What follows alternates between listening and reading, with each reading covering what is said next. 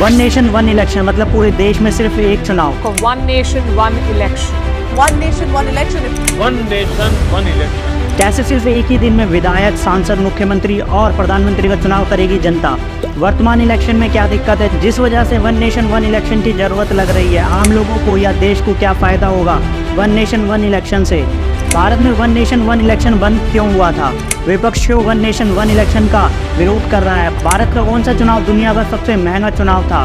एक देश एक चुनाव करवाने में सबसे बड़ी समस्या है कि दोस्तों हमारे देश में 3 तरह के चुनाव होते हैं जिसमें जनता वोट करती है। लोकसभा, विधानसभा और नगर निगम या पंचायत चुनाव।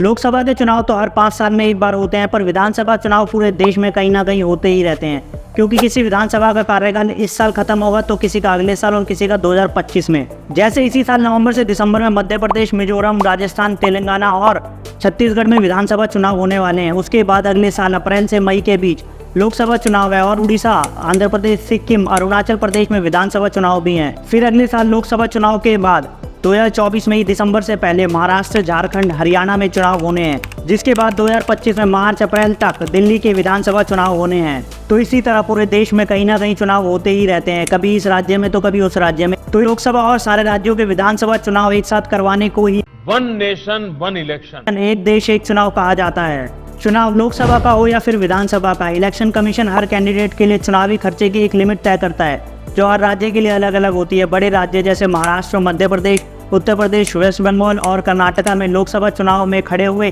एक कैंडिडेट के लिए पहले 70 लाख रुपए लिमिट थी, जिसे बढ़ा के 95 लाख कर दी गई। और छोटे राज्यों में जैसे गोवा, सिक्किम, अरुणाचल प्रदेश, जहाँ 1 या 2 लोकसभा सीट है, वहाँ पर लिमिट पहले 54 लाख थी, बाद में उसे भी बढ़ा के 75 लाख रुपए कर दी गई। दोस्तों आपको जानकर हैरानी होगी, 75 से 85 सीट ऐसी थी जहां पर इंडिविजुअल कैंडिडेट ने 40 करोड़ रुपए तक खर्च किए थे चुनाव में। इलेक्शन कमीशन का भी करोड़ों का बजट होता है इलेक्शन करवाने के लिए।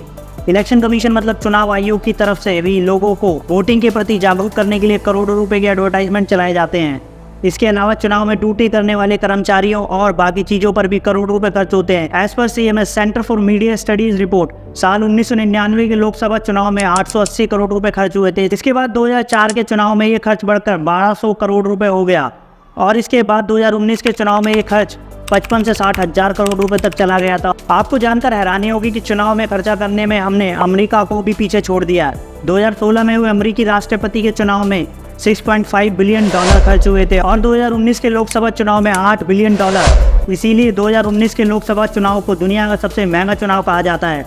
इसमें इलेक्शन कमीशन के साथ ही पॉलिटिकल पार्टियों का खर्चा भी शामिल था। और इसी तरह विधानसभा चुनाव में भी हर साल लाखों करोड़ रुपए पानी की तरह बहा दिए जाते हैं। सबसे बड़े स्टेट उत्तर प्रदेश के विधानसभा चुनाव में करीब 4000 करोड़ रुपए खर्च हुए थे। ऐसा नहीं है कि one nation one election concept नया है हमारे देश में, पहले भी ऐसा हो चुका है। पहली बार 1952 में एक देश एक चुनाव के तहत लोकसभा और विधानसभा के चुनाव हुए थे।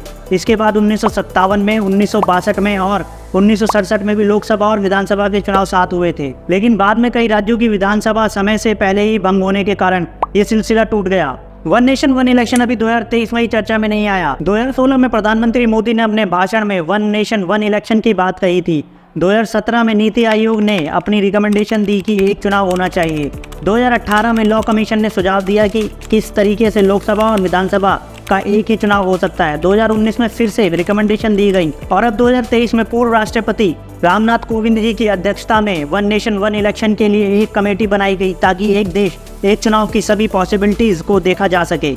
वन नेशन वन इलेक्शन कानून पास कराने में सबसे बड़ी चुनौती यह है कि बिल जन प्रतिनिधि अधिनियम 1951 के तहत ही लाना होगा। अखिल संविधान के अनुच्छेद 83, 85, 172, 174 और 356 में 2/3 बहुमत के साथ संसद के दोनों सदनों में पास कराना होगा। जैसा मैंने अभी आपको बताया कि आने वाले टाइम में कहाँ का चुनाव होने वाले हैं, वैसे ही पिछले कुछ सालों में देखा गया है कि हर साल कहीं ना कहीं चुनाव होते ही रहते हैं। और अगर हम बात करें 2014 से 2019 की, तो इन 5 सालों में 36 से 37 बड़े चुनाव हुए थे, जिसमें 2 लोकसभा चुनाव के अलावा 35 राज्यों और केंद्र शासित प्रदेशों की विधानसभाओं के चुनाव हुए थे। 2014 में 8 राज्यों के विधानसभा चुनाव हुए, 2015 में दिल्ली और बिहार के चुनाव हुए, 2016 में 5 राज्यों के चुनाव हुए और 2017 में 7 राज्यों में विधानसभा चुनाव कराए गए। 2018 में सबसे ज्यादा 9 राज्यों में विधानसभा चुनाव हुए। वहीं 2019 में लोकसभा चुनाव के साथ ही 4 राज्यों में विधानसभा चुनाव भी हुए थे। चुनाव की वजह से उन राज्यों में आदर्श आचार संहिता लागू कर दी जाती है, जिससे उस दौरान कई नई योजनाओं पर रोक लग जाती है। और यह भी एक वजह है कि एक साथ चुनाव होने से केंद्र और राज्यों की नीतियों और कार्यक्रमों में चुनावों के कारण रोक नहीं लगेगी। एक साथ चुनाव कराने से वोटिंग परसेंटेज भी बढ़ेगी, क्योंकि कई लोग अपना घर छोड़ के दूसरे स्टेट में काम करने जाते हैं और वहीं रहते हैं। ऐसे में उन्हें ना तो काम से बार बार छुट्टी मिलती होगी और ना ही ज़्यादातर लोग खर्चा करके सिर्फ वोट देने के लिए अपने राज्य में जाते होंगे। अगर सिर्फ एक बार इलेक्शन होंगे तो ऐसे में उम्मीद है कि ज़्यादा से ज़्यादा लोग वोट देने के लिए जाएंगे, जिससे वोटिंग परसेंटेज भी बढ़ेगा। लोकसभा चुनाव का खर्चा ही 60 करोड़ रुपए तक पहुंच जाता है और विधानसभा चुनाव का खर्चा अलग है, जो लाखों और करोड़ों में होता है।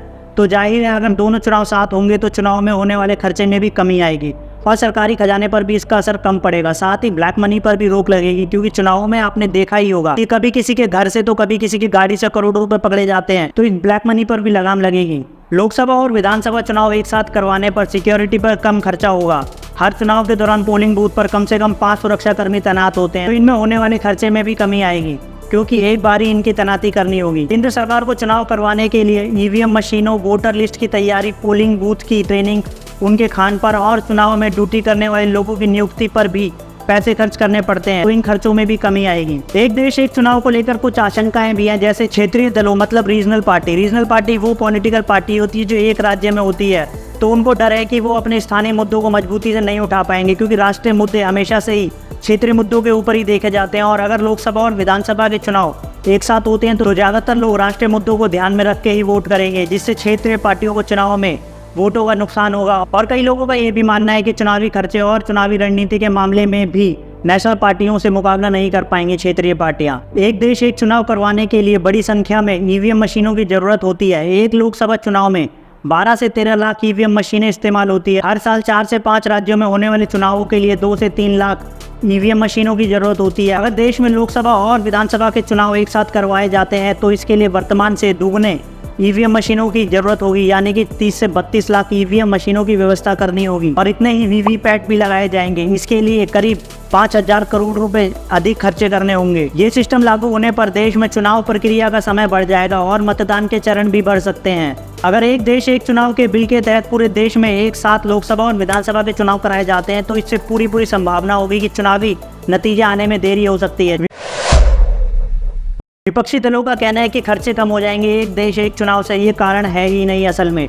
वन नेशन वन इलेक्शन लाने के पीछे एक्चुअल में सब लोगों को पता है मोदी जी अपनी पार्टी बीजेपी से कहीं ज़्यादा लोकप्रिय हैं और यही कारण है कि बीजेपी का प्रदर्शन विधानसभा चुनावों की तुलना में लोकसभा चुनाव में बेहतर रहा है। और इसका सबसे बड़ा एग्जाम्पल दिल्ली में देखने को मिल जाता है। 2014 से 2019 के चुनावों में भाजपा ने संसदीय चुनाव में दिल्ली की सभी 7 सीटों पर जीत हासिल की, जो मोदी जी की लोकप्रियता का प्रमाण है। लेकिन बाद में विधानसभा चुनाव में आपने 2015 में 70 में से 67 सीटें जीती और 2020 में 62 सीटें जीती। अगर केंद्र और राज्यों के चुनाव एक साथ होते हैं और वोटर्स एक ही साथ दोनों चुनावों के लिए वोटिंग करते हैं तो लोकसभा के साथ ही विधानसभा में भी मोदी जी की लोकप्रियता बढ़ने की संभावना है। इससे निश्चित तौर पर बीजेपी को फायदा होगा, इसीलिए विपक्षी दल इसका कड़ा विरोध कर रहे हैं। दूसरा कारण यह भी है कि जिन विपक्षी पार्टियों ने INDIA गठबंधन बनाया है ये सिर्फ लोकसभा चुनावों के लिए है, मतलब विधानसभा चुनाव में ये लोग अलग अलग चुनाव लड़ेंगे। एग्जाम्पल के लिए दिल्ली विधानसभा चुनाव में कांग्रेस और आप पार्टी आमने सामने होगी, तो अगर एक देश एक चुनाव हुआ तो ये लोग अपनी विधानसभा बजाएंगे या फिर लोकसभा के लिए गठबंधन करके प्रधानमंत्री के चुनाव लड़ेंगे और अपनी मुख्यमंत्री की कुर्सी दांव पर लगा देंगे। इसलिए वन नेशन वन इलेक्शन की टाइमिंग को लेकर भी सवाल उठाए जा रहे हैं। और एक देश एक चुनाव करवाने में सबसे बड़ी समस्या है कि अगर किसी राज्य में त्रिशंकु विधानसभा होती है, जिन्हें नहीं पता उन्हें बता दो, त्रिशंकु विधानसभा का मतलब होता है कि अगर किसी पार्टी को पूर्ण बहुमत नहीं मिलता या बीच में ही किसी की सरकार गिर जाती है तो फिर क्या होगा। लॉ कमीशन ने अपने सजेशन दिए हैं कि ऐसी स्थिति में दोबारा चुनाव करवाने से पहले सरकार बनाने के लिए दूसरे मौके दिए जाएं। इसके अलावा एक सजेशन ये भी है कि सभी राज्यों में एक साथ चुनाव करवाने की बजाय 2 चरणों में चुनाव हो। दोस्तों, आप लोगों को क्या लगता है, वन नेशन वन इलेक्शन होना चाहिए या नहीं?